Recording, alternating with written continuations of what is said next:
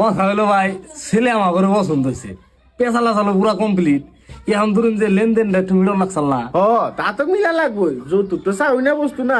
এখন 5 লাখের উপরে যা পারেন ছেলেরে দিবেন, ছেলেরই থাকবো। ছেলে খুশি মানে আমরাও খুশি।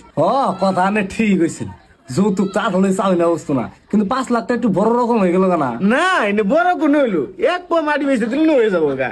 আর মেয়ের সুখের জন্য এইটুকু পারবেন না না। না সবই পারুম না, এক পাকে 1 বিঘা বেচে মোটামুটি 30 লাখ দেয়াম, কিন্তু তাও দেন মাটিটা দেন বেচা রাখা না হিসেবে এরাদারের মাঝখানে কিছু একটা সমাধা করেন।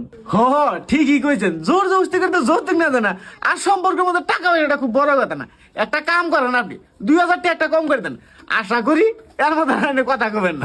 ঠিক হয়েছে আন্নে, আন্নে বুটটা কমাই লাগছেন, আন্নের আবার লজ যাবো। গতিকে আমি 2000 টাকা বই রেই দিল, তাও জানি আমার মেয়ের আন্নে খুশি দেন, আমি এটা আন্নের কাছে আশা রাখি। আরে ভাই আঙ্গ ভাই তুমি দিলেন মানে ওটা আমার কাছে দিলেন। আমি কিভাবে রানের মেয়ের সুখে রাখা নাকি ওটা আমি রাখবো। এই দাদা এই তোর শ্বশুরে সালাম কর।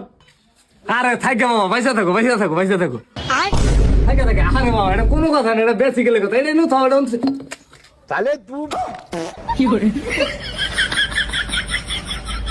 আরে ভাই কিছু মনে করে না, আমরা ওর যে ঘরের কোনায় কোনায় বই দেখাইছি, পুরান আমার ডিজিটাল না, এখন ওই হাতে নিয়েই খা। বাপ্পাটা তুই আপনারা ফালতু ফালতু মানুষ একদম, এই বেতনটা মেয়ে দিম না। হ্যাঁ তোমরা যেন আমার ইয়ে করতে